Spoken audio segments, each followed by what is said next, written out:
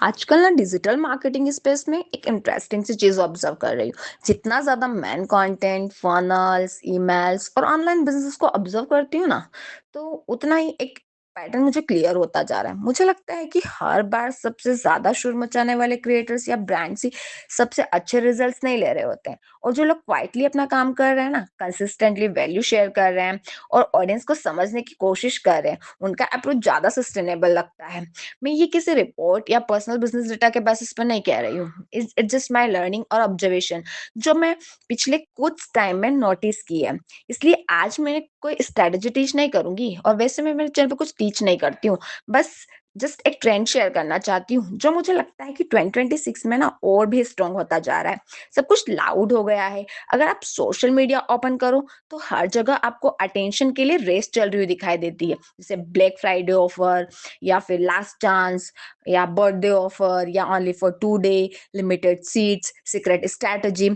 इस तरह के रेस चल रही ऐसे दिखाने वाले आपको कई सारे जो है कि कॉल टू एक्शंस मिलते हैं। ठीक है, कुछ साल पहले शायद ये अप्रोच ज्यादा इफेक्टिव थी, लेकिन मुझे अब लगता है कि आज ऑडियंस ना इन पैटर्न्स को पहचानने लगी है।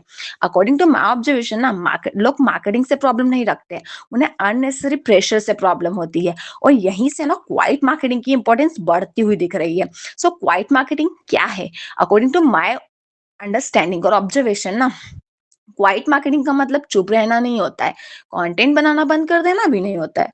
According to my learning and observation ना, क्वाइट मार्केटिंग का मतलब होता है कम नॉइस, ज्यादा रिलेवेंस, कम प्रेशर, ज्यादा ट्रस्ट। आप ऑडियंस को फोर्स नहीं करते हो, आप उन्हें इंफॉर्मेशन देते हो, क्लैरिटी देते हो, एंड देन फाइनल डिसीजन उनके ऊपर छोड़ देते हो। सो मुझे लगता है कि आज के यूजर्स ना इसी अप्रोच को ज्यादा अप्रिशिएट कर रहे हैं। कंटेंट जो डायरेक्ट सेल नहीं करता है, फिर भी ट्रस्ट बिल्ड करता है। एक और चीज मैंने ऑब्जर्व की है, कई बार जो कंटेंट सिर्फ यूजफुल ऑब्जर्वेशंस, लर्निंग्स या प्रैक्टिकल इंफॉर्मेशन शेयर करता है, वही सबसे पहले ट्रस्ट बिल्ड करता है। जब कोई क्रिएटर हर पोस्ट में सिर्फ प्रोडक्ट प्रमोट नहीं करता है, बल्कि जेन्युइनली हेल्पफुल कंटेंट शेयर करता है, देन ऑडियंस उसकी रिकमेंडेशंस को नेचुरली ज्यादा सीरियस लेती है। पहले वैल्यू, देन रिकमेंडेशंस। देन मुझे लगता है कि ये अप्रोच लॉन्ग टर्म में ज्यादा स्ट्रॉन्ग फाउंडेशन बनाता है, ज्यादा इफेक्टिव होता है।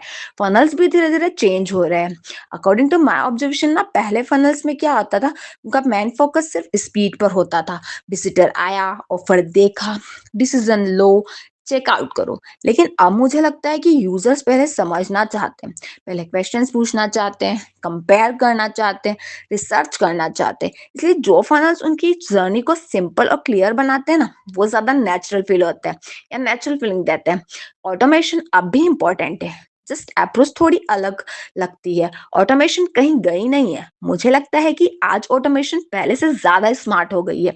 हर किसी को सेम मैसेज भेजने के बजाय रिलेवेंट इंफॉर्मेशन देना, और पुश करने की बजाय गाइड करना, ये छोटे छोटे चेंजेस ओवरऑल एक्सपीरियंस को बेटर बना देते हैं। सो अफिलिएट मार्केटिंग में इसका क्या मतलब होता है? अगर आप अफिलिएट मार्केटिंग करते हैं, तो अकॉर्डिंग टू माय ऑब्जर्वेशन ये और भी इम्पोर्टेंट हो जाता है। और आज की ऑडियंस जो होती है, वो जस्ट अफिलिएट लिंक नहीं देखना चाहती है, वो कॉन्टेक्स्ट को चाहती है, कॉन्टेक्स्ट समझना चाहती है। ये टूल किस प्रॉब्लम को सॉल्व करता है, किस टाइप के पर्सन के लिए यूजफुल है, और किस सिचुएशन में यूज करना चाहिए।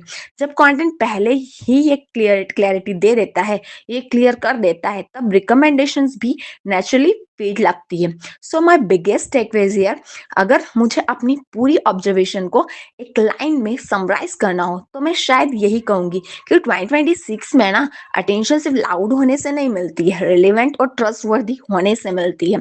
लोग आज भी कंटेंट देख रहे हैं, प्रोडक्ट्स खरीद रहे हैं, फनल्स ज्वाइन कर रहे हैं, लेकिन पहले से ज्यादा कॉन्शियसली।